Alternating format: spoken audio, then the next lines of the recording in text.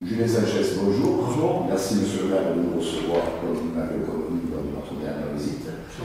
À cette fin d'année, le mois passe, ça fait 6 mois. Donc il ne s'agit pas de dresser un bilan, puisque comme vous le savez, le bilan d'une entreprise, d'une mairie, c'est à peu près pareil. L'exercice se fait sur un an, donc il reste encore un trimestre. C'était plutôt survoler l'actualité, les 6 mois qui se sont écoulés. Nous avons choisi comme ça quelques événements et donc on a pris une méthode classique chronologiquement, donc comme ça vous pouvez intervenir. On a pris volontairement quelques sujets assez divers et variés sur lesquels vous pouvez commenter. Alors donc on s'est quitté en juin et début juillet, vous avez organisé un conseil municipal consacré à la lecture du rapport de la Cour régionale des comptes de Montpellier sur les plans de M. Montbousson, ton prédécesseur. On ne va pas y revenir puisqu'il est assez accablant. Par contre, on se souvient que lors de cette séance où M. Montbousson est resté déplacé pas très longtemps, finalement, c'est 21 minutes, vous avez laissé entendre qu'éventuellement la mairie pourrait se porter partie civile pour défendre les intérêts des Beauquérois. Alors on vous a demandé s'il y avait une suite, s'il y avait une suite ou pas. Oui, bien sûr. Alors pour revenir 30 secondes sur ce rapport, effectivement, il est consultable sur le site internet de la ville. Il est consultable à l'accueil de la mairie pour ceux qui n'ont pas vu ce document de la Chambre régionale des comptes, qui est un document assez important, d'une 50aine de pages, avec beaucoup de choses qui sont dénoncées par ceux qui ont enquêté donc, sur les comptes de la ville. Des choses assez accablantes, notamment en matière de gestion des ressources humaines et en matière de dépenses d'argent public, notamment de frais de bouche et de restauration. Monsieur Montbousson qui est venu au conseil municipal, c'était le seul conseil auquel il est venu, juste pour s'expliquer sur ces faits. Je lui ai posé la question, je lui ai dit ça ne vous dérange pas de faire payer par la ville plus exactement 220 € par jour de frais de bouche. Et il m'a répondu, il faut bien qu'on mange quand même. Voilà, bon, alors c'est quand même assez incroyable. Moi, je tiens à préciser que j'ai mis aucun repas personnel sur les comptes de la ville, mais les adjoints non plus. Voilà, il n'y a pas de repas personnel pris en charge. Les seuls repas qui pouvaient être pris en charge, c'est si un jour on reçoit le préfet, si un jour on reçoit un ministre, ou éventuellement lors d'un déplacement professionnel, comme ça se fait pour tout agent d'une collectivité et pour tout élu, mais je n'accepte aucune autre exception à cela, parce qu'un repas, si on veut aller manger, on se paye son repas, qu'on soit élu ou non, sauf dans les exceptions que je vous ai évoquées, si on reçoit un préfet, un ministre, quelqu'un de très important, un représentant de l'État, plus exactement, dans l'exercice de ses fonctions et qu'on doit recevoir comme il se doit. C'est tout à fait logique, mais pour le reste, je trouve que c'est de l'abus. Alors pour ce qui concerne les poursuites, j'ai confié ça à un avocat qui représente les intérêts de la ville, qui est en phase finale de ses conclusions, donc je pense qu'on devrait pouvoir faire quelque chose dans les prochaines semaines. En tout cas, d'ores et déjà, 2 plaintes ont été déposées et je communiquerai à ce sujet en début d'année. Donc 2 plaintes ont été déposées sur des affaires. Que je détaillerai d'ici quelques jours. D'ici le 10 janvier à peu près, je pourrai communiquer sur le sujet. Mais évidemment, nous allons défendre les intérêts de la ville, notamment lorsque nous estimons que la ville a été lésée.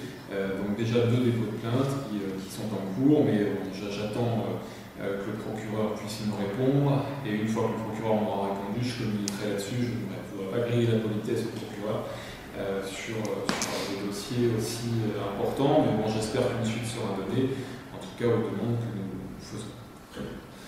Alors là, le sujet est plus léger, nous arrivons au mois de juillet, c'est l'été, il fait beau, les estivales arrivent, ce sont vos premières, sans être vos premières, puisque c'est le programme en grande partie a été élaboré par l'équipe précédente.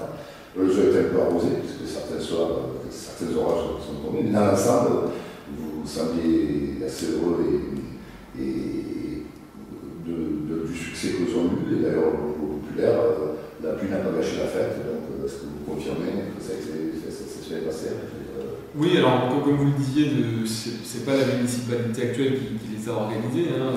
Les seuls événements que nous ayons organisés cet été, c'est Miss Beaucaire, qui n'existait pas ou qui n'existait plus. Donc on l'a organisé, ça a été un beau moment, il y avait beaucoup de Beaucairois sur la place de l'hôtel de ville, place Clémenceau, pour assister à cette cérémonie. Voilà, ça a été un succès, c'était un beau spectacle en même temps. Et puis les Recortadores qu'on a pu organiser aussi.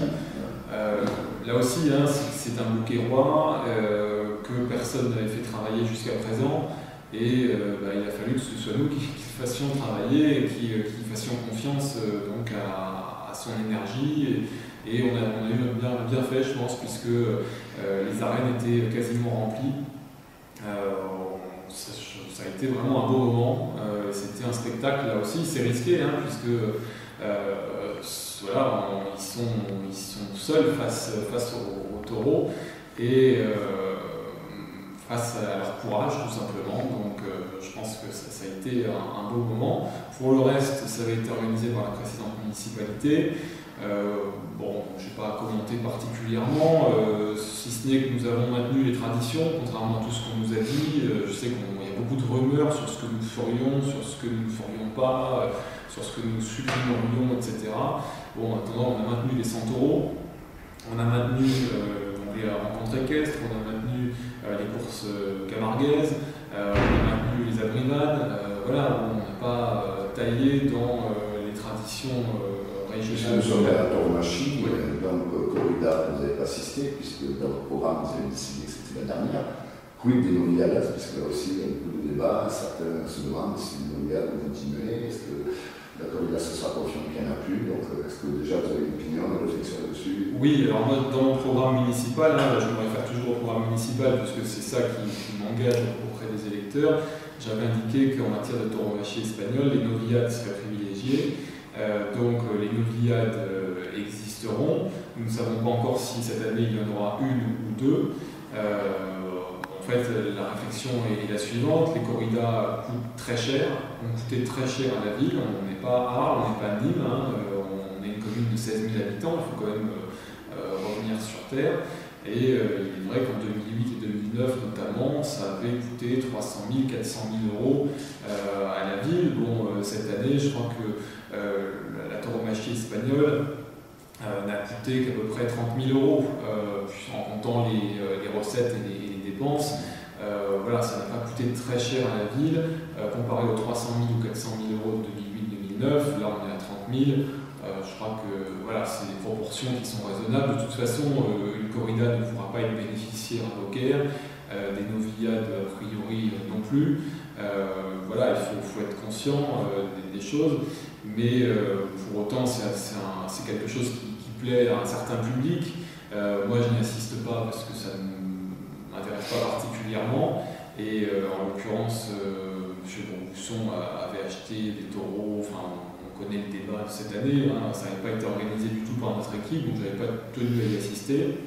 En revanche, j'avais assisté à toutes les courses camarguaises, je continuerai à le faire. Mais voilà, donc pour cette année, nous avons fixé un budget fixe pour les noviades. Ce sera organisé par la municipalité, voilà, en régime municipal, en l'occurrence par une association, des membres d'une association qui, à titre personnel, viendront nous aider à l'organiser. Donc une association qui s'est montée il y a quelques jours, hein, au 2G. Voilà, une association de Beaucairois qui, là aussi, avait réuni tous les candidats aux élections municipales. Ils avaient rencontré Mme Arez, M. André, M. Bourbousson, il me semble, M. Dubois et moi-même. Donc ça fait plus de 10 ans qu'ils ont ce projet, personne ne les a fait travailler jusqu'à présent. Bon, je leur propose de réaliser leur projet et dans des limites financières qui leur ont été fixées. Voilà, il y a des limites financières qui permettent d'organiser une noviade. Si eux arrivent à trouver des sponsors et des gens qui peuvent participer, peut-être qu'ils pourront en organiser une deuxième. Mais s'ils n'arrivent pas à trouver de sponsors, on se limitera à une parce que je ne peux pas mettre trop d'argent dans tout ça. Bien. Alors on arrive à août. Août, habituellement, comme partout en France, c'est calme, si ce n'est que les bouquets qui marchent bien tous les vendredis. Et le 15 août, par contre, vous organisez une marche pacifique symbolique de soutien aux chrétiens d'Orient persécutés, notamment en Irak et en Syrie. La réunit de 250 à 300 personnes. Donc on me demande si, concrètement, il y avait une suite, est-ce que qu'est-ce qu'il est sorti du côté symbolique de ce soutien symbolique, puisque vous avez précisé qu'il ne s'agissait pas de faire venir des Irakiens, voilà. À cette question, je pense qu'il est important de montrer tout simplement que nous sommes solidaires, ça c'est la première chose, parce que c'est facile de dire on y pense et de ne rien faire. Il y a assez peu de villes finalement dans la région qui ont manifesté leur solidarité. Bon, nous on a fait une manifestation, elle mérite d'exister, on a effectivement manifesté notre solidarité parce que voilà, ça reste quand même nos racines, hein. Il faut rappeler les racines de la France. On a tendance à oublier ces racines, certains mettent en avant uniquement la laïcité. La France n'a pas commencé en 1905, n'a pas commencé à ce moment-là. La France a bien sûr une histoire, cette histoire nous la connaissons, et je crois qu'il faut rappeler nos racines judéo-chrétiennes, gréco-latines, et il est important de l'affirmer, et pour ça comme pour la crèche, hein, je pense qu'on y reviendra peut-être à ce moment-là, mais en tout cas il est clair que c'est ce que nous avions voulu faire par cette manifestation, manifester notre solidarité avec ceux qui, parce qu'ils ont des opinions religieuses, sont persécutés. Je crois qu'en France, personne n'est persécuté parce qu'il a des opinions religieuses. Il n'y a pas de musulmans persécutés, de juifs persécutés ou de catholiques persécutés en France. Heureusement, Dieu merci. Mais il y a des pays où voilà, ça peut nous conduire à des choses dramatiques d'avoir des opinions religieuses différentes, des opinions majoritaires. Donc il était important de manifester notre soutien. Après, comme je l'ai dit, certains nous disaient oui, il faudrait accueillir des chrétiens d'Orient en France. Je ne crois pas que ce soit leur demande. Leur demande, c'est de pouvoir vivre leur foi chez eux, parce qu'à ce moment-là, il n'y a plus de limite. Hein. On va accueillir des centaines de milliers de personnes, ce n'est pas la solution. La solution, c'est qu'ils puissent la pratiquer chez eux, leur foi, c'est leur demande. Donc en faisant ces manifestations, le but était simplement d'attirer l'attention sur ce problème, de dire qu'on ne les oublie pas et que chaque fois qu'il y aura des choses comme ça qui se passeront, eh bien nous lèverons pour réaffirmer notre soutien. Voilà, c'était le but. Après, si certains veulent mener d'autres actions, bien qu'ils n'hésitent pas à nous en faire part, nous verrons pourquoi pas les mener. Si c'est dans le rôle d'une municipalité, si c'est du rôle associatif, nous laisserons des associations le faire. Tout dépend de type d'action qui peut être menée. Septembre, c'est la rentrée, donc à la fois la rentrée au conseil municipal et la rentrée des classes, c'est déjà la première polémique avec l'accueil des élèves étrangers. Donc, vous dénoncez la façon dont on les a plus ou moins imposés, puis vous dénoncez aussi les rythmes scolaires imposés sans concertation par le gouvernement, et là, donc tout ça, c'est un peu alimenté la rentrée de septembre. Alors sur les enfants étrangers scolarisés. Oui. Alors bon, tout en vous disant que, comme la plupart des élus, j'ai pas pris de vacances cet été parce que effectivement, l'été a été riche en événements, et puis c'est la première année, donc on sait très bien qu'il y a beaucoup de choses à voir dans une municipalité. Donc c'est vrai qu'on y est tous les jours, hein, donc c'est assez important, assez dense. Et je tiens d'ailleurs encore une fois à rendre hommage aux élus qui se bougent, y compris les conseillers municipaux qui n'ont pas d'indemnité d'élus et qui font du travail, qui sont là aux réunions. Ça, je sais qu'il y a de bon ton en France de critiquer les élus, de les rendre responsables de tous les maux de la terre, mais il y a aussi des élus locaux, les conseillers municipaux, les adjoints au maire, qui n'ont pas ou peu d'indemnité et qui font un travail aussi considérable, que ce soit à Beaucaire ou dans les villages alentours.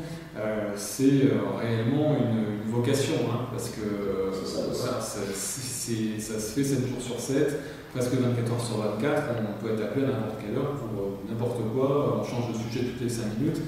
Donc voilà, je crois que les élus locaux, c'est important de les conserver, les élus municipaux, c'est ceux qui sont plus proches des réalités, des gens, du quotidien. Et voilà, je tenais à le dire au préalable. Alors sur les rythmes scolaires et ensuite sur les élèves allophones, les rythmes scolaires, c'est vrai que le gouvernement, pour moi, a pris une mauvaise mesure, parce qu'il veut faire de l'idéologie à tout prix, et plutôt que d'apprendre le français aux enfants, français, puisqu'on voit que l'orthographe aujourd'hui est en train de plonger. Je crois que les universités elles-mêmes le reconnaissent, puisque ces derniers jours, il a été dit qu'elles mettaient en place des programmes en université pour apprendre le français aux Français. C'est quand même accablant sur le niveau d'éducation nationale aujourd'hui. Et moi, quand je reçois des lettres de candidature ou des CV, il y a beaucoup de fautes, y compris chez des jeunes de 18-20 ans qui sortent du système scolaire, qui sont parfois bordés de diplômes, et honnêtement, ça fait peur pour l'avenir. Donc moi, je crois beaucoup à la francophonie, et on parlait de liens avec des pays étrangers. J'aimerais bien développer des liens avec le Québec, justement, pour pouvoir, dans les mois à venir, axer un petit peu les choses sur la francophonie et l'importance de cela. Parce qu'on a une très belle langue qui est riche, et il faut savoir la défendre. Donc ça, on va s'y atteler dans les prochains mois. Ça changera du maire de Farciennes et d'autres maires, voilà, un peu moins. Bon, bref. Donc, pour la réforme des rythmes scolaires, c'est une réforme qui coûte cher à Beaucaire, 261 000 € par an, quand même. Pourquoi on se le demande? Parce que ça a été difficile à mettre en place. Il faut embaucher des gens, parce que les TAP, je rappelle ce que c'est, c'est tout simplement des temps d'activité périscolaire qui se passent 3 heures par semaine, donc 1 heure le lundi, 1 heure le mardi et 1 heure le jeudi. Puisqu'à Beaucaire, les parents ont choisi de mettre ça sur 3 jours, on a fait un vote, on a été une des rares villes de France à faire un référendum, à consulter les parents, ils ont choisi. Ils étaient opposés à la réforme à 83%. Malheureusement, la réforme s'applique à toutes les communes, c'est un ordre de l'État, on n'a pas eu le droit d'y renoncer, toutes les communes de France l'appliquent. Et sinon, les maires pouvaient être révoqués, ça je l'avais déjà dit il y a quelques mois.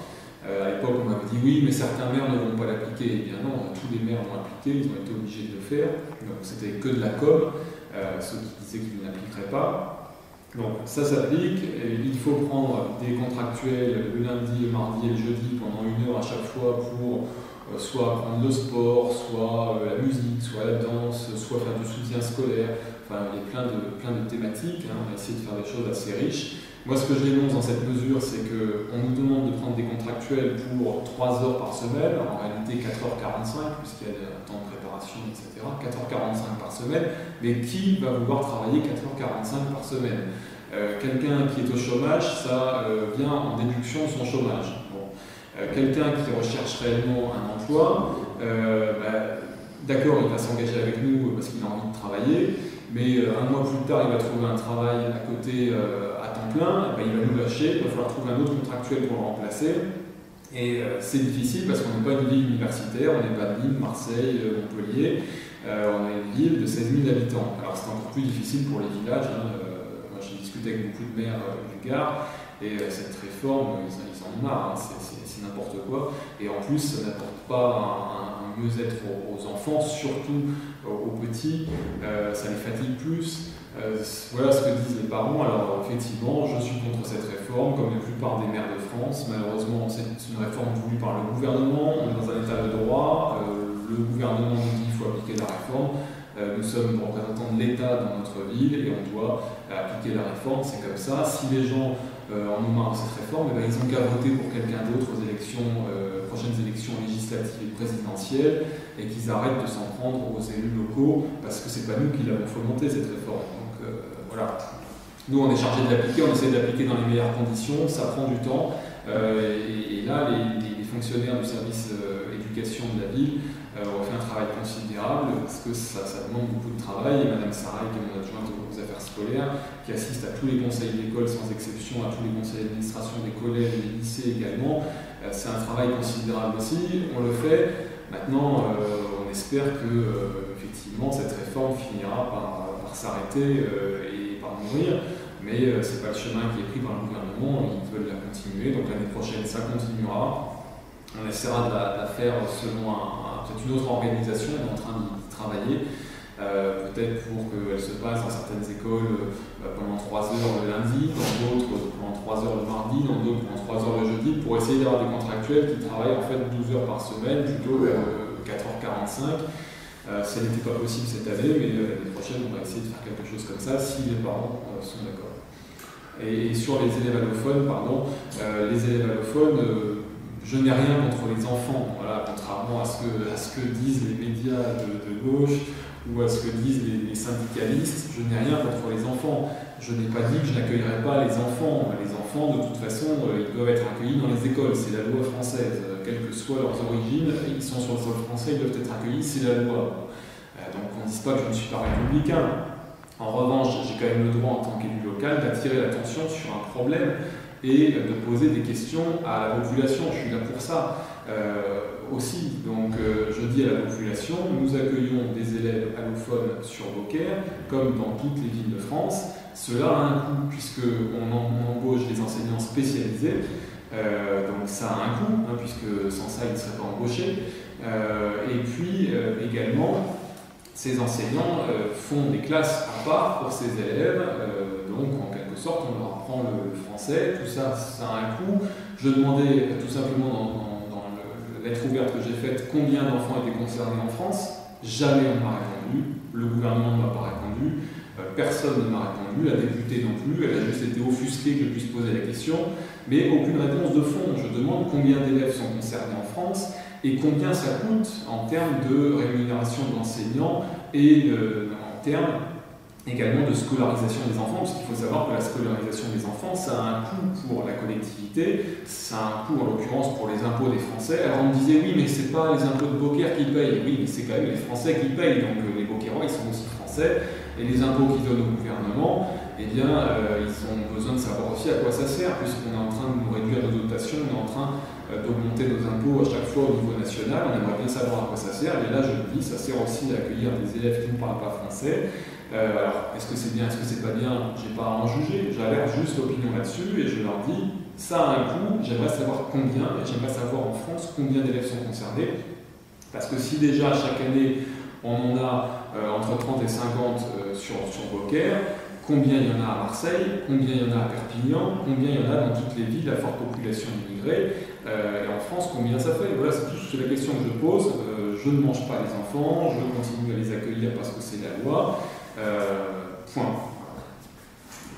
Alors, octobre, c'est l'automne, mais il commence un peu chaud, là, c'est un automne un peu chaud, puisque déjà à la CCBTA, vous avez un début de polémique où vous menacez de quitter la CCBTA en disant qu'en fait, Beaucaire est maltraité, et vous expliquez pourquoi.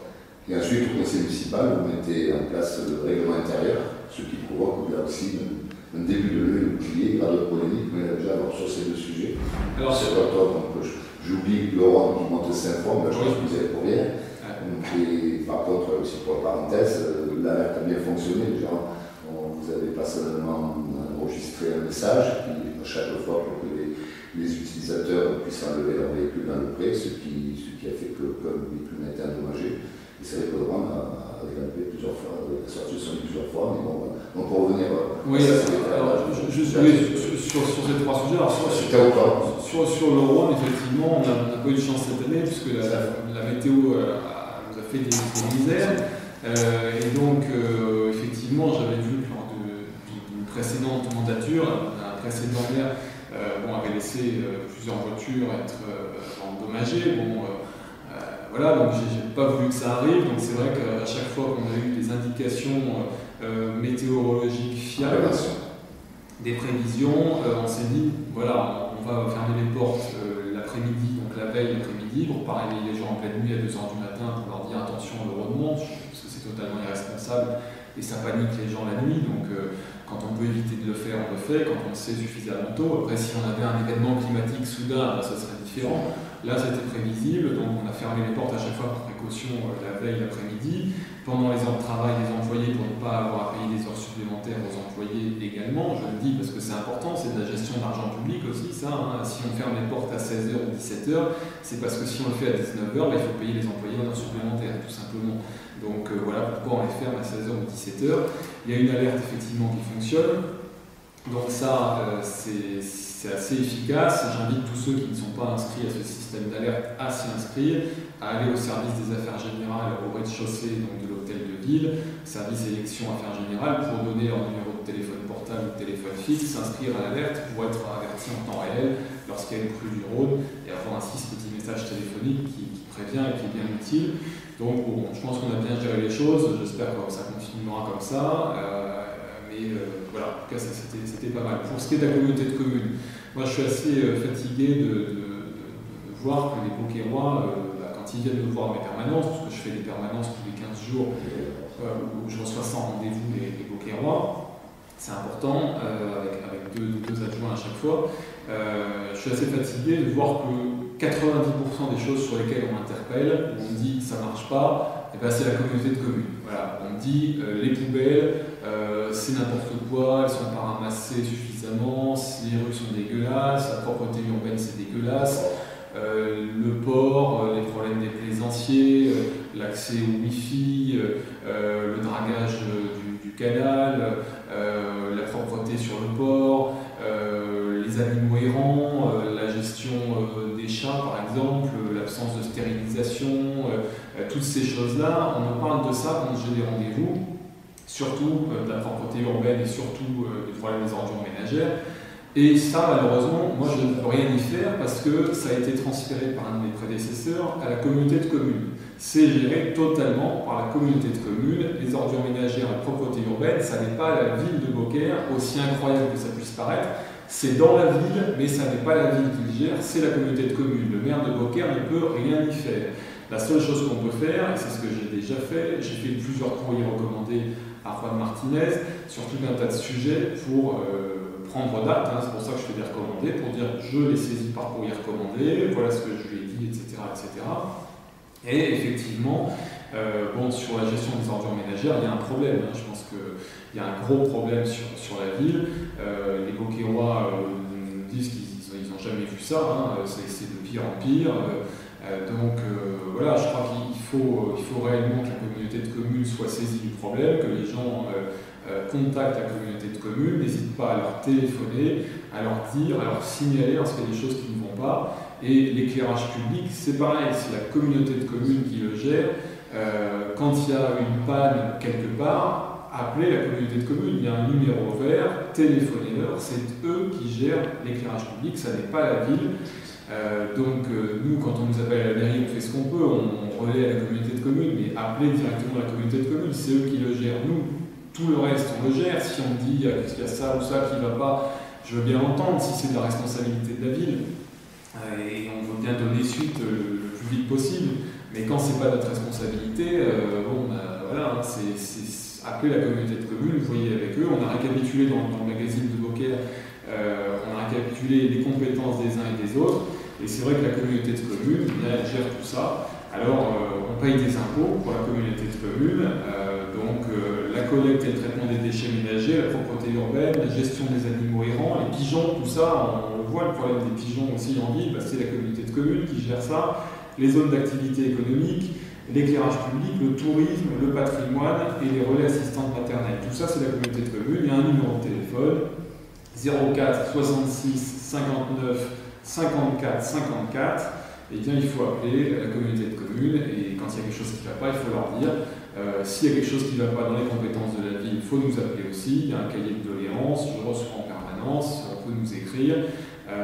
Mais quand ça ne nous concerne pas nous, il ne faut pas nous blâmer nous. Moi, je ne suis pas content non plus quand je vois que les ordures ne sont pas ramassées, quand je vois que la propreté, les machines, parfois, elles passent qu'au milieu de la rue, elles ne passent pas sur les côtés, notamment dans le centre-ville. Ça ne me plaît pas non plus.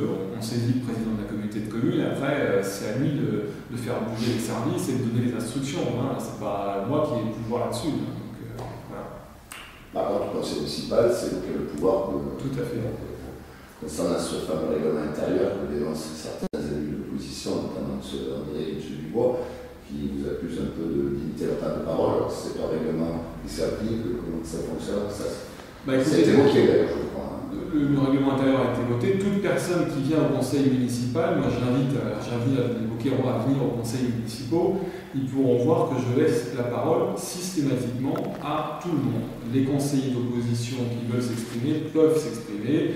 Monsieur Dubois, la dernière fois, sur le plan communal de sauvegarde, s'est exprimé longuement, pendant au moins 20 minutes. Monsieur André, pendant un quart d'heure, 20 minutes sur d'autres sujets. Quand ils ont des choses à dire, je les laisse s'exprimer. Par contre, si c'est pour m'insulter, si c'est pour dire des imputations diffamatoires, là, à un moment, effectivement, il y a des moments où il faut couper. Parce que quand c'est pour me diffamer, à moins qu'ils veuillent qu'on aille devant le tribunal systématiquement, avec l'argent de la ville, c'est ça moi qui me préoccupe, c'est que c'est l'argent de la ville aussi.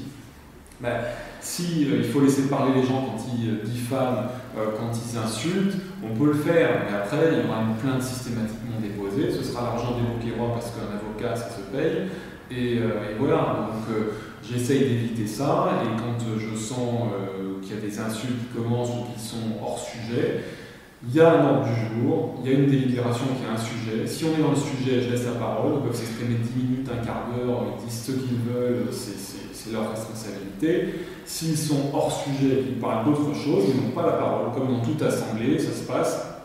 Je vous invite à venir au conseil municipal de Nîmes, à venir au conseil général, au conseil régional, vous verrez comment ça se passe.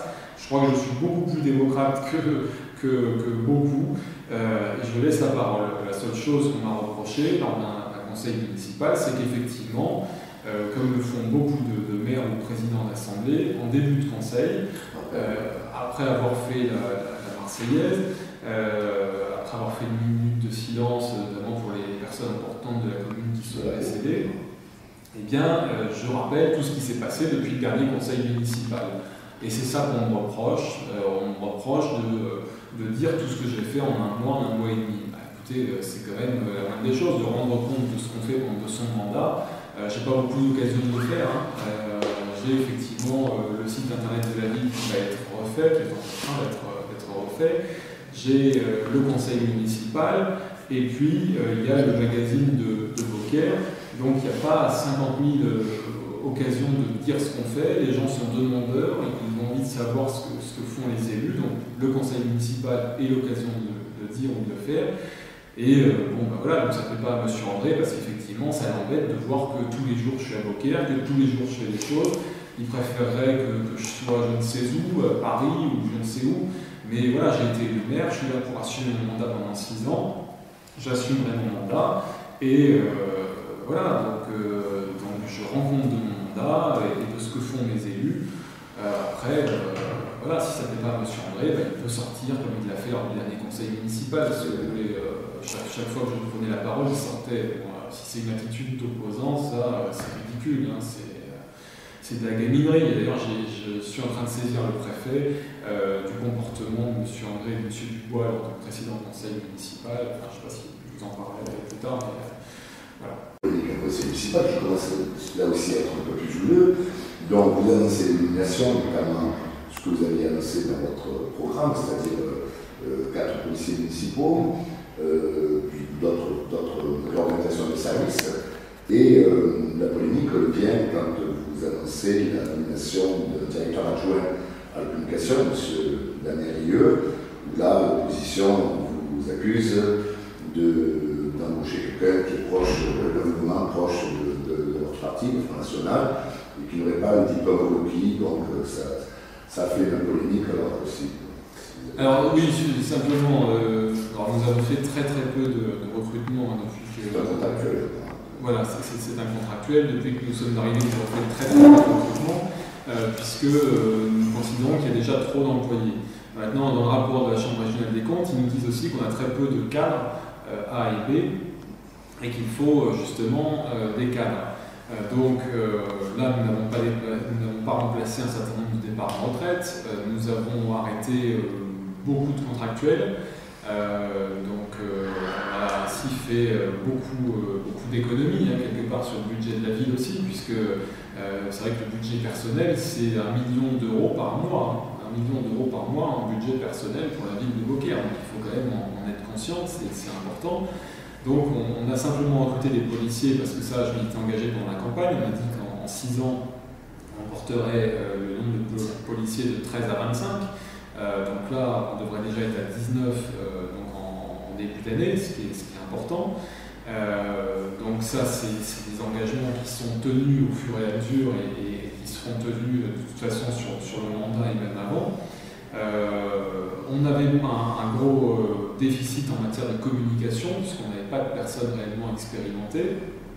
Bon, eh bien, nous avons eu des candidatures spontanées, puisque j'ai au moins 400 CV et lettres de motivation qui sont arrivées ces dernières semaines en mairie pour différents postes, des candidatures spontanées. Et c'est vrai qu'en termes de communication, j'ai épluché toutes les candidatures qu'on avait reçues, et il y en avait plusieurs qui étaient intéressantes, et en l'occurrence celle de M. Rieu ou Lefebvre qui avait candidaté pour un poste en mairie de Beaucaire, qui a été retenu parce que c'était le meilleur de ceux qui avaient candidaté. Il a tous les diplômes nécessaires, voilà, il n'y a aucun souci là-dessus. Il a déjà travaillé dans la communication dans une autre mairie, donc je ne vois pas où est le problème.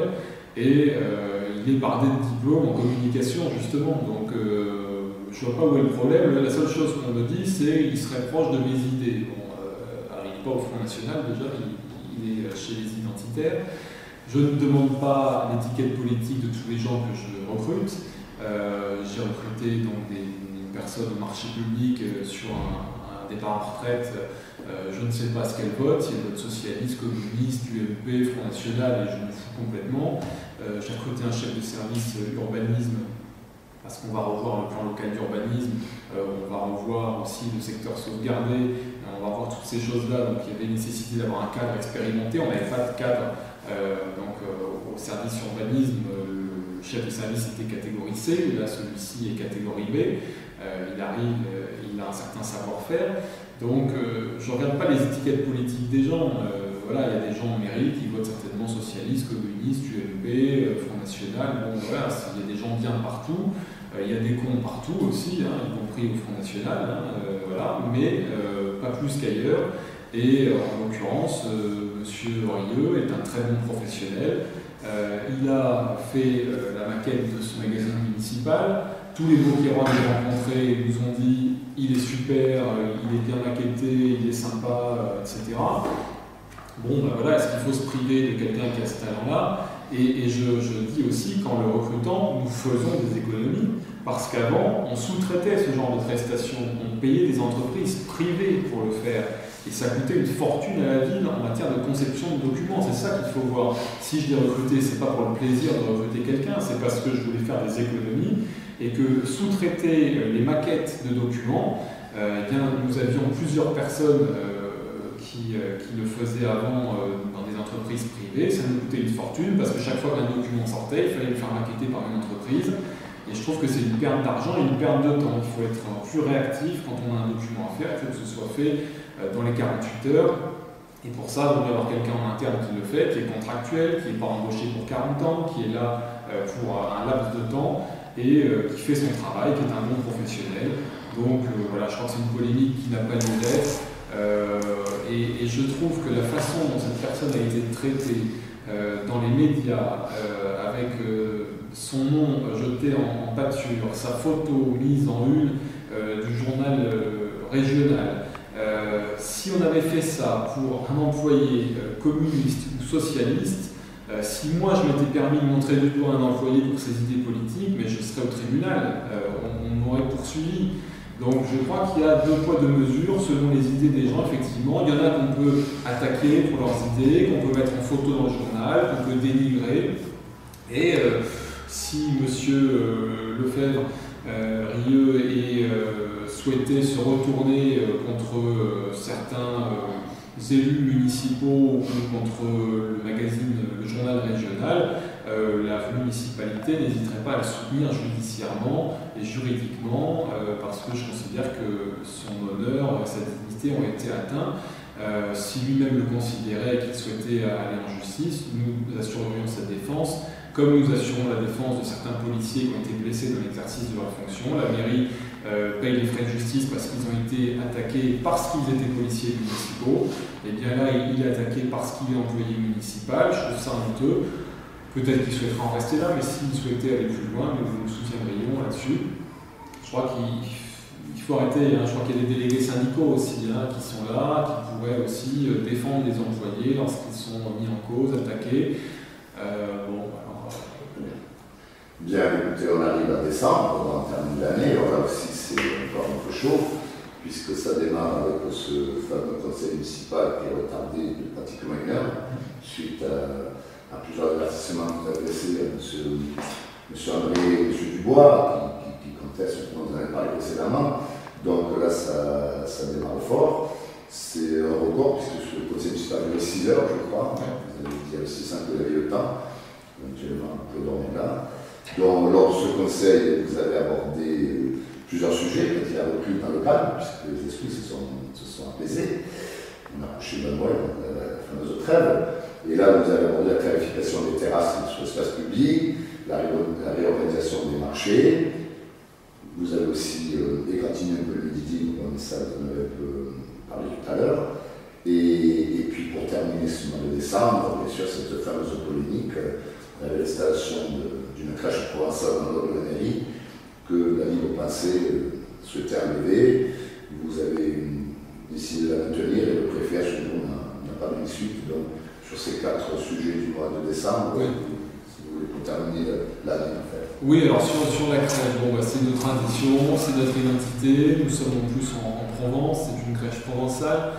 Je rends hommage à Mireille Fougas qui a travaillé sur cette crèche, qui l'a mise en place. Je suis allé avec elle choisir les santons, donc vous voyez, c'est pas quelque chose qui avait été fait pour faire polémique, pour rentrer dans la polémique au mois de décembre. C'est quelque chose que nous avions préparé depuis le mois de novembre. Nous étions allés choisir ensemble les santons au mois de novembre. Nous avions prévu de faire cette crèche parce que ça coulait de source pour nous. On est en Provence, on a une identité à la fois provençale, à la fois chrétienne.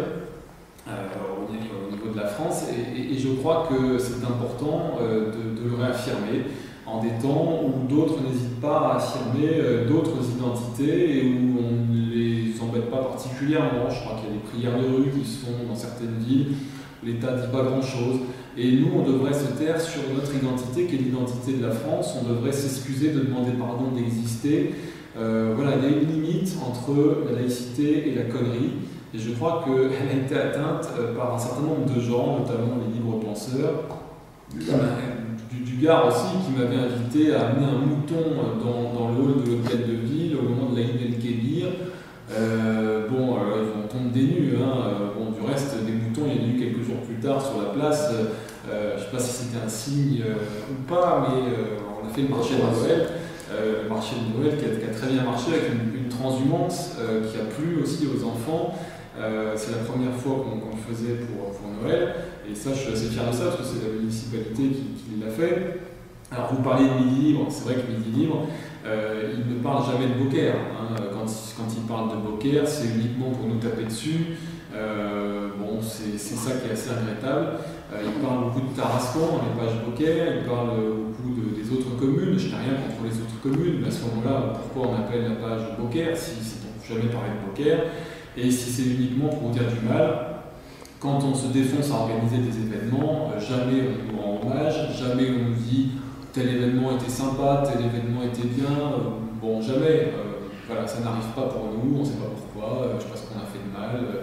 Est-ce que c'est juste parce qu'on a des idées politiques différentes de certains journalistes ou de certains rédacteurs en chef de Midi Libre? Je ne sais pas ce qu'ils pensent, mais ce qui me préoccupe, c'est qu'effectivement, maltraite Beaucaire. Beaucaire s'est choisi une équipe municipale, s'est choisi un maire. On n'est pas arrivé avec des fusils, on n'a pas pris le pouvoir, on n'est pas une junte militaire. Les gens ont voté, ils nous ont choisi pour 6 ans. Donc pour 6 ans, on est là. De toute façon, on est là. Midi Libre, s'il était un quotidien intelligent, devrait, pour vous vendre, s'adresser aux lecteurs qu'il a. S'ils considèrent que les Beaucairois sont tous des grands cons parce qu'ils ont voté Front National, à ce moment-là, qu'ils arrêtent de vendre à Beaucaire, qu'ils arrêtent d'écrire sur Beaucaire. Mais s'ils veulent continuer à écrire à Beaucaire et à s'adresser aux Beaucairois, il y a aussi des Beaucairois qui votent Front National. C'est vrai, il n'y a pas que ça, mais il y a aussi une majorité qui nous a porté. Donc il faut aussi s'adresser à eux et il faut aussi traiter l'information dans leur ville comme elle doit être traitée, comme elle mérite d'être traitée. Donc il y a des choses positives qui se passent à Beaucaire. Pourquoi est-ce qu'on n'en parle jamais dans Midi Libre? Je ne sais pas.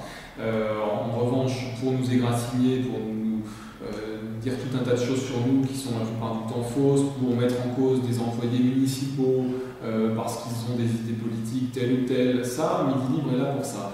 Alors, j'ai effectivement dans le magazine municipal fait une page sur Midi Libre pour alerter la population là-dessus, pour leur dire que je n'étais pas d'accord avec ça. Et quand une journaliste de ce média va voir une commerçante à qui j'ai fait la bise, parce que voilà, je lui fais la bise tout simplement, parce qu'on se connaît, voilà, je fréquente son établissement, donc on se connaît. Quand la journaliste de Midi Libre va la voir, elle lui dit tu fais la bise à Sanchez, toi? Mais on est où là? C'est la Stasi, qu'est-ce que c'est que ce truc là? On n'a plus le droit de faire la bise aux gens, sinon on est apparenté politiquement à eux. En plus, cette commerçante en question, je crois qu'elle ne vote pas du tout pour moi, mais en l'occurrence, je suis un de ses clients, donc elle me dit bonjour, elle me fait la bise. Point, je me fous de ses idées politiques, ça ne me regarde pas, et ça ne devrait pas regarder la journaliste non plus. Et quand on fait une conférence de presse avec M. Siméon pour présenter la nouvelle personne qui va s'occuper des courses camarguaises, l'organisation des courses camarguaises dans les arènes, et qu'elle est la seule journaliste à exiger une photo sans la présence du maire, alors que tous ses confrères avaient pris des photos de tous les intervenants présents à la conférence de presse, et c'est quand même parce que je l'ai décidé que M. Siméon va présenter les courses camarguaises, les organiser dans les arènes, eh bien c'est une pratique anormale en matière de déontologie, d'éthique, de demander à ce que le maire ne soit pas présent sur la photo alors que c'est une conférence de presse organisée par le maire. Je crois que là, il y a un problème de déontologie.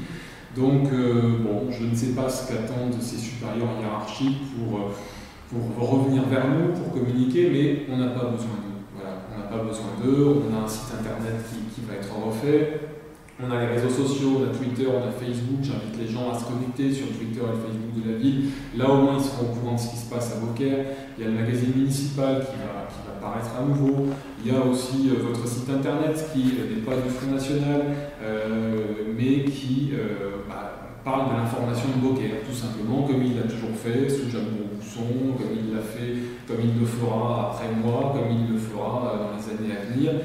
Bon voilà, c'est un média au moins qui parle de ce qui se passe à Beaucaire, de ce qui marche, de ce qui ne marche pas, qui est constructif. Parfois, vous émettez des critiques sur ce qu'on peut faire, parfois vous rendez hommage à ce qui est fait. Voilà, ça au moins c'est constructif. Il y a du bon, il y a du mauvais, comme chez tout le monde, mais c'est constructif. Là, Midi Libre, pour moi, c'est pas constructif sur Beaucaire. C'est pour ça que j'en ai parlé à ce conseil municipal. Et pour terminer sur ce conseil municipal, vous parliez de Christophe André et de M. Dubois. Je l'ai dit tout à l'heure, ils ont largement la parole chaque fois qu'ils demandent la parole, qu'ils sont dans le sujet de l'ordre du jour. La parole leur est laissée. Si c'est 10 minutes, c'est 10 minutes. Si c'est un quart d'heure, c'est un quart d'heure. Certains me reprochent même de leur laisser trop la parole parce que dans certains conseils municipaux, c'est limité, il y a un temps de parole. Bon, je leur laisse la parole parce que je me dis qu'ils ont été élus par des gens. S'ils ont été élus par des gens, c'est pour exprimer des idées. S'ils ont envie d'exprimer des idées, qu'ils les expriment. Donc dans la limite de la loi, dans la limite de la diffamation, des choses comme ça.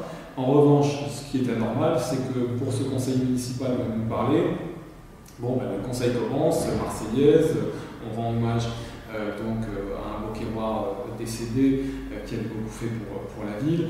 Ensuite, j'en viens à présenter tout ce qui a été fait depuis le dernier conseil municipal. Et là, je n'avais pas parlé 5 secondes que M. Dubois m'interrompt. Donc je lui dis, monsieur, vous n'avez pas la parole. Il continue à m'interrompre. Je le rappelle alors une première fois. Je demande à ce que ce soit inscrit au procès verbal. Il continue à m'interrompre, à parler, à vociférer. Je lui dis, vous êtes rappelé avant une deuxième fois. Monsieur André prend le relais, il continue à parler, à couvrir ma voix. Alors que je suis le président de l'Assemblée, que je maîtrise dans le jour de l'Assemblée, que j'avais pris la parole. Donc là, c'est pas ne pas leur laisser la parole, c'est que eux ne me laissent pas la parole alors que je suis le maire et je dirige les débats. Et au bout de 5 secondes de prise de parole, ils m'interrompent et ils m'empêchent de parler. Ça, c'est anormal. C'est une pratique anormale que je signale au préfet. Et j'ai effectivement pris la décision pour ne pas leur donner raison, parce que ce qu'ils voulaient, eux, c'était qu'ils soient expulsés par la police, ce qui est tout à fait dans mon droit, puisqu'ils perturbent le conseil municipal par leur comportement, ils ont été rappelés à l'ordre, ils ne suivent pas le rappel à l'ordre. J'avais tout à fait le droit de les faire expulser, séance tenante, par la police municipale. C'était de mon pouvoir. Je n'ai pas voulu le faire parce que je pense que c'est ce qu'ils voulaient, je pense que les journalistes étaient là pour ça, précisément, pour faire des photos de ça, pour mettre dans la presse que j'étais un tyran, un dictateur ou je ne sais quoi. Donc, j'ai suspendu la séance 1 heure, j'aurais dit écoutez, on va reprendre dans 1 heure quand vous serez calmés. On a repris 1 heure plus tard, je leur ai dit, écoutez, je vous rappelle la loi, le maire a la police de l'Assemblée, ma majorité est prête à tenir jusqu'à 8h du matin et à suspendre pendant 1 heure à chaque fois si vous continuez à perturber le déroulement de l'Assemblée. Et voilà, c'est comme ça qu'on a continué. Ensuite, ça s'est calmé. Et donc, M. André est sorti à chaque fois que j'ai pris la parole. Donc, voilà, il veut faire son numéro, il veut exister politiquement. C'est triste parce que réellement, je pense être un des plus démocrates dans le coin, puisque je leur laisse la parole autant qu'ils le veulent quand ils sont dans l'ordre du jour, encore une fois. Mais quand ils dépassent les limites, comme ils l'ont fait, qu'ils m'empêchent de parler alors que j'ai la parole, et qu'ils font tout cela, là, non. C'est comme dans le magazine municipal. J'ai effectivement pris la décision avec l'avocat de la ville de censurer la tribune de M. André, parce que M. André, si j'avais publié cette tribune, j'aurais dû le poursuivre devant le tribunal aux frais des Beauquerrois. Alors bon, nos frais de justice auraient été remboursés puisque M. André aurait été condamné. Mais quand on fait de la diffamation et des accusations graves ou des choses qui sont idiotes en plus parce qu'elles sont infondées, eh bien, effectivement, on s'expose à ce que ce ne soit pas publié, parce que j'aurais dû porter plainte non seulement contre lui, mais contre moi, puisque je suis le directeur de la publication de ce magazine. Donc si je publie des propos diffamatoires, j'en suis solidaire et responsable aussi. Donc non, je ne suis pas maso, je ne vais pas porter plainte contre moi-même et contre M. André. Donc il a eu la possibilité de nous fournir un 2e texte dans les délais. Il nous a fourni un texte, bon, voilà, le texte qu'il a voulu, mais voilà, quand il y a des diffamations, non, il n'y aura pas de publication de textes diffamatoires. Et il y aura systématiquement des plaintes maintenant quand il y aura des choses comme ça, parce qu'on ne va pas se laisser insulter pendant 6 ans. C'est pas parce que je suis au Front National que j'ai droit à un traitement de faveur en matière d'insultes, de diffamation. On a laissé jouer un petit peu tous ces gens-là. Maintenant, je crois qu'on va leur rappeler les règles, le droit. C'est aussi ce qu'on fait sur les marchés avec les marchands, vous en parliez. Il y a un règlement du marché, il est en vigueur depuis plusieurs années, c'est pas moi qui l'ai créé, il était déjà en vigueur quand je suis arrivé, seulement il n'était pas appliqué, il y avait des stands dégueulasses, certains marchands arrivaient et ils remplissaient les poubelles avec tout ce qu'ils avaient pas vendu ou je ne sais quoi dans les marchés les jours précédents. Ils arrivaient et Beaucaire était la poubelle, on mettait tout à Beaucaire. Parce qu'effectivement, ah bah oui, mais c'est la seule ville où on nous laisse le faire. Bah oui, c'est sûr. Donc là, c'est plus possible. Maintenant, ils doivent s'organiser autrement. Les stands maintenant sont propres, ils sont rangés et effectivement, on a mis un certain nombre d'avertissements. La règle, c'est qu'au bout de 2 avertissements, on est expulsé pendant plusieurs marchés. Au bout de 3 avertissements, on est expulsé définitivement. Certains commerçants ont été expulsés définitivement parce qu'ils ne respectaient pas les règles, soit en matière de propreté, soit en matière d'hygiène, soit parce qu'ils n'avaient pas les documents professionnels qu'ils devaient avoir en leur possession. Voilà, il n'y a pas eu de chasse à l'homme, il n'y a pas eu de discrimination, c'est d'ailleurs même pas les élus qui l'ont fait, c'est la police municipale et c'est les agents de la ville qui sont des fonctionnaires. Donc ils ne sont pas politisés ces gens-là, ils sont fonctionnaires, ils appliquent les règles, les règlements, et ils ne font pas de discrimination. Donc on arrête avec ces fantasmes, avec ces délires, il n'y a aucune discrimination. La seule discrimination qu'il y a, c'est le respect de la règle. Ceux qui ne respectent pas la règle, effectivement, ont des avertissements. C'est ce que nous continuerons à faire parce qu'on veut rendre son âme à ce marché. On a envie que les Beauquerrois y reviennent. On a envie que ce marché soit beau, comme il peut l'être dans toutes les villes de Provence, comme à Orange, comme à Saint-Rémy, comme d'autres villes. Certes, c'est ambitieux. Certes, ça ne va pas se passer du jour au lendemain parce qu'il y a des règles. On les respecte. Mais ceux qui ne respectent pas les règles, eh bien, eux aussi doivent être sanctionnés. Voilà. Quant au prix des terrasses, effectivement, nous avons augmenté le prix des terrasses de Beaucaire. Nous avions prévenu les commerçants par un courrier il y a 2 mois. Nous leur avions dit que nous envisagions de monter le prix des terrasses parce que tout simplement, le prix des terrasses est très peu élevé à Beaucaire par rapport aux autres villes. Le prix qu'on paye à Beaucaire pour 1 an, on le paye à Nîmes pour 1 mois. Donc, nous ne sommes pas la même ville, nous n'avons pas la même population, mais quand même, entre ce prix-là par an et ce prix-là par mois à Nîmes, je crois que ça va, on n'est pas dans des prix qui sont prohibitifs, c'est l'occupation du domaine public, eh bien c'est une façon aussi d'aider l'économie de la ville, et puis il faut mériter d'être à Beaucaire, je suis désolé, voilà, il faut avoir des commerces majoratifs. Là, on a réussi à faire se réinstaller quelques commerces déjà sur Beaucaire. Il y a le kiosque sur sur la place Jean Jaurès. Il y a la Bodega qui vient d'ouvrir, qu'on a inauguré il y a quelques jours, qui est quand même un commerce positif. On n'avait pas de bar à tapas sur Beaucaire, maintenant on a un bar à tapas. Et puis il y a un primeur qui est en train d'ouvrir aussi à la Moulinelle. Un primeur, c'est important, c'est du commerce majoratif. Il y a d'autres commerces qui vont ouvrir rue nationale aussi, on est en train d'y travailler. Je rends hommage à mon premier adjoint en charge du commerce qui fait un gros travail là-dessus, ça ne se fait pas tout seul. Et on arrive après 20 ans de laisser aller en la matière. Donc oui, notre ambition, c'est de réinstaurer le commerce dans la rue nationale, dans le centre-ville, c'est de faire revivre le commerce. C'est pour ça qu'on va faire des fêtes tous les mois, des fêtes commerciales, pour ramener les gens dans le centre-ville, dans les commerces du centre-ville aussi. Ça va être notre attitude pendant toute l'année, à partir du mois de février. Voilà, il y aura la première qui sera dédiée à la Saint-Valentin et qui permettra justement de faire marcher, j'espère, le commerce du centre-ville. On fera participer les commerçants et je crois qu'ils ont une volonté justement eux aussi de faire revivre ce centre-ville. Donc voilà, c'est ce qu'on veut faire. Bien, alors avant de terminer cet entretien, 2015 c'est une année d'élection, c'est un petit volet politique qu'on aborde en quelques minutes. Il y a les élections départementales au mois de 22-29 mars, puis suivi de régional en décembre. Vous êtes conseiller régional sortant. Alors, question à 3 francs pour le cantonal. Écoutez, j'ai une décision pas encore, j'ai pas encore pris ma décision. Oui, c'est dans très peu de temps, mais c'est vrai que je pense que les Beaucairois ne comprendraient pas qu'on parte en campagne, que ce soit moi ou un autre, qu'on parte en campagne et qu'on soit pendant 2 mois et demi en campagne. Nous sommes élus, donc on attend de nous qu'on fasse notre boulot à la mairie, c'est ce qu'on fait. Je pense qu'on le fait, on s'implique beaucoup, tous. Donc je prendrai ma décision, je pense, début février. Et puis, si c'est moi, c'est moi, si c'est pas moi, on mettra quelqu'un de qualité. Et de toute façon, ce sera quelqu'un qui représentera dignement les Beaucairois, quoi qu'il arrive, et qui se consacrera à son mandat. Pour le reste, je suis conseiller régional, vous l'avez dit, je ne vais pas m'amuser à cumuler 50 mandats non plus. Donc de toute façon, je ne garderai que 2 mandats, c'est la loi. Donc on verra si je choisis de me présenter au départemental et d'abandonner le conseil régional, ou si je choisis de me représenter au régional et de rester conseiller régional. Ça dépendra aussi de mon parti politique, est-ce qu'il veut me réinvestir ou pas. Et puis voilà, il y a beaucoup de paramètres.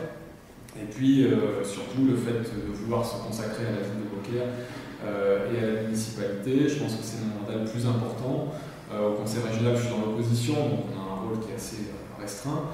Mais pour autant, vous voyez, le conseil régional, ça me permet d'avoir une certaine utilité pour Beaucaire. J'ai rencontré Damien Larry il y a une semaine, 10 jours, pour lui parler de la piscine de Beaucaire-Tarascon. Il m'a reçu dans son bureau au conseil régional, parce que j'avais demandé un rendez-vous depuis un certain temps.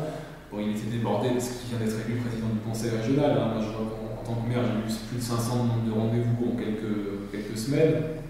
Lui, président de la région, j'imagine ce que c'est. Donc il m'a reçu courtoisement. Il m'a dit effectivement qu'il allait examiner la demande avec une grande bienveillance parce que c'est un équipement de service public.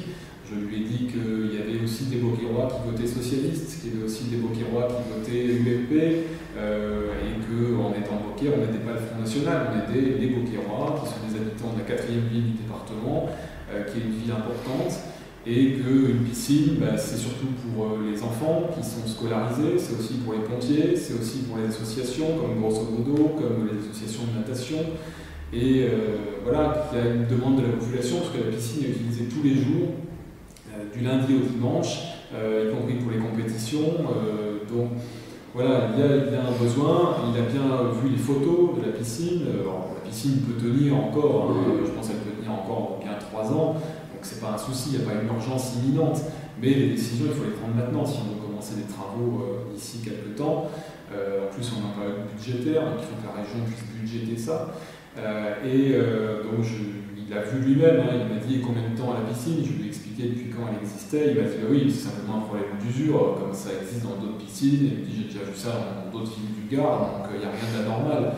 Il me dit effectivement une piscine ça se réhabilite, donc on est plus parti sur la réhabilitation qui coûte 5 millions d'euros quand même, c'est important, plutôt que sur une nouvelle piscine qui coûterait 10 millions, là on est en période justement d'économie, donc je pense qu'il a apprécié que je parte plutôt sur le projet de réhabilitation.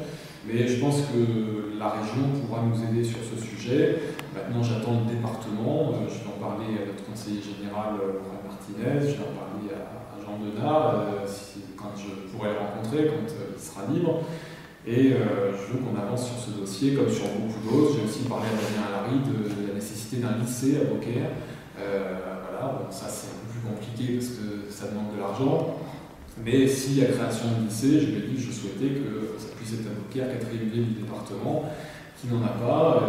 Il a été assez étonné effectivement de voir qu'il n'en avait pas à Beaucaire. Et il m'a rappelé aussi que Georges Frêche, notre ancien président de région, aimait particulièrement Beaucaire, puisqu'il avait dit que c'était la plus belle ville de la région. Voilà, je crois que Damien Alary est à l'école Georges Frêche. C'est un des rares qui lui est resté fidèle, même après sa mort. Donc j'espère qu'au moins là-dessus il nous suivra et qu'il fera ce qu'il faut pour Beaucaire. J'en suis presque convaincu. J'espère qu'il n'y aura pas de petite histoire politicienne du côté du Conseil général. On sera suivi là-dessus. Bien, nous arrivons à terme de cet entretien. On vous remercie. Et est-ce que vous voulez de conclure? Oui, puisqu'on est en début d'année, je voulais simplement adresser mes vœux aux Beaucairoises et aux Beaucairois et à tous ceux qui nous regardent qui ne seraient pas de Beaucaire non plus. Vous dire que je suis fier d'être votre maire, que je vais m'y employer toujours 7 jours sur 7. C'est un travail qui demande beaucoup d'implication.